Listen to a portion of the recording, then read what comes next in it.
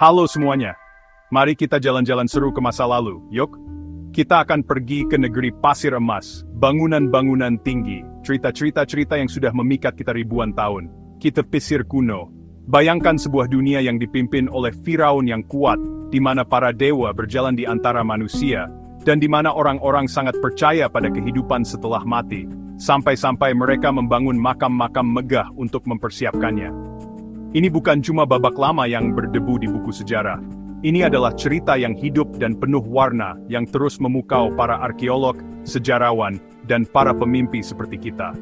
Skala pencapaian mereka yang luar biasa, dari piramida agung sampai seni mereka yang rumit, masih membuat kita terengah-engah sampai hari ini, pada tanggal 18 September 2025 ini.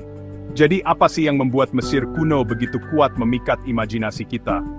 Mungkin karena aura misteri yang menyelimutinya.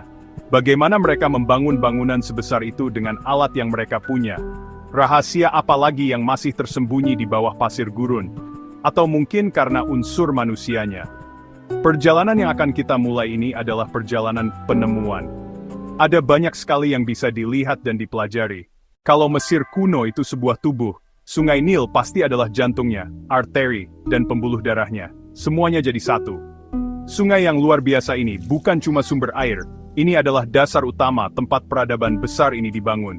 Sejarawan Yunani Herodotus terkenal menyebut Mesir sebagai hadiah dari Nil, dan dia sangat tepat.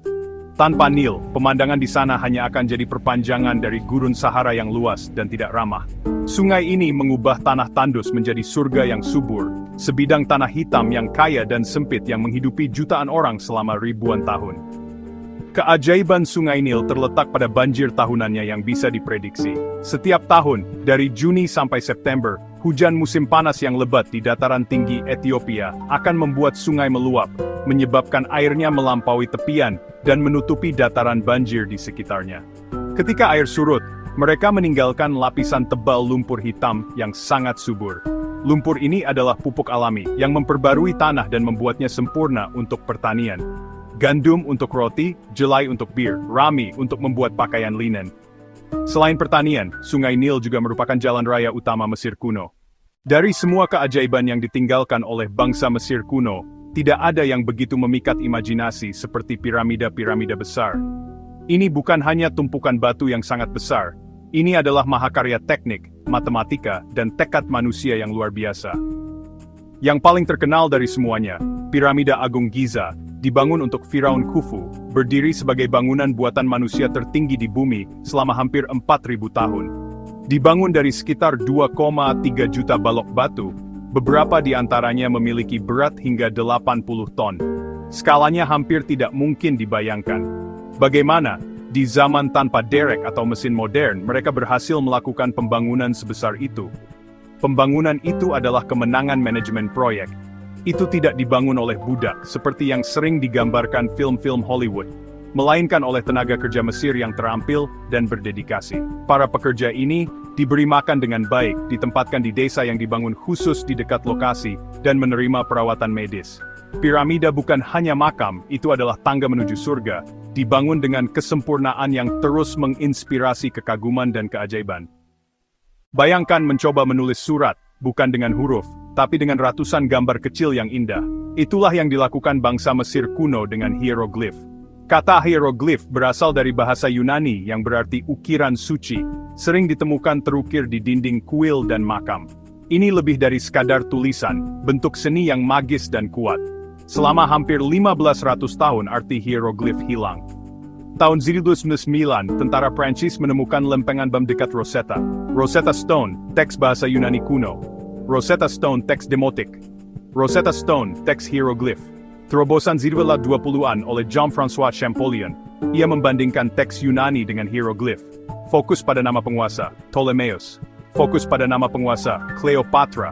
Nama-nama dikelilingi kartus oval. Champollion memecahkan kodenya.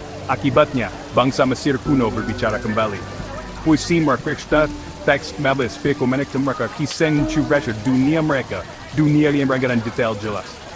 Meskipun para Firaun dan makam megah mereka sering mencuri perhatian kisah, Mesir kuno juga merupakan kisah jutaan orang biasa. Untuk benar-benar memahami dunia mereka, kita harus menjauh dari piramida dan berjalan ke Gesasar. Bayan pemandangan yang semarak berisik di bawah terik matahari. Mesir udara dipenuhi bau roti yang dipanggang rempah-rempah, eksotisikan segar dari sungai Nil bunga harum. Para pedagang berteriak menjajakan barang dari kios-kios yang ramai tembikar tekstil sandal kambing ayam. Itu banjir indera kehidupan. Berputar di sekitar keluarga dan komunitas, kebanyakan adalah petani tinggal di rumah batu bata lumpur, maka pesehat, roti, bir, bawang, sayuran.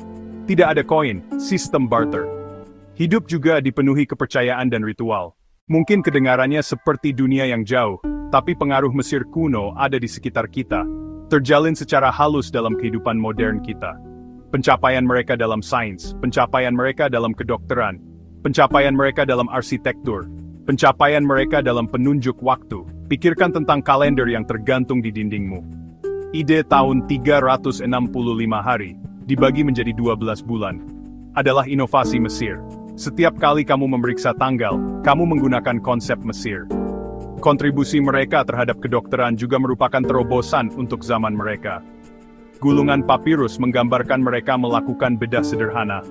Lihatlah arsitektur di kota kita, dan kamu mungkin melihat pengaruh Mesir di sana juga. Gerakan Art Deco tahun 1920-an dan 1930-an, yang muncul tepat setelah penemuan makam Tutankhamun, koleksi artefak Mesir yang luas di museum-museum di seluruh dunia. Mengingatkan kita akan peradaban yang kecerdasan dan kreativitasnya masih memiliki kekuatan untuk membentuk dunia kita. Saat perjalanan kita melintasi pasir emas waktu berakhir, kita ditinggalkan dengan rasa kagum yang mendalam.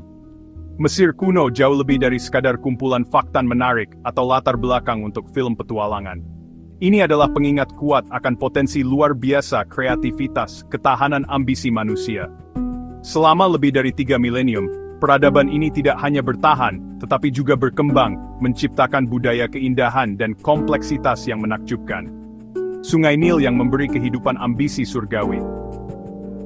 Piramida, kisah mereka adalah bukti apa yang dapat dicapai manusia ketika bekerja sama. Ini adalah pelajaran dalam ketekunan yang masih relevan hingga saat ini. Mempelajari sejarah berarti terlibat dalam percakapan dengan masa lalu. Mainan anak-anak, alat petani, puisi cinta di papirus, kita terhubung dengan orang-orang nyata yang hidup, mencintai, dan bermimpi. Sama seperti kita. Menunggu sebari baru, diadamkan keajaiban dan mempelajari pelajarannya. Kisahnya masih jari selesai.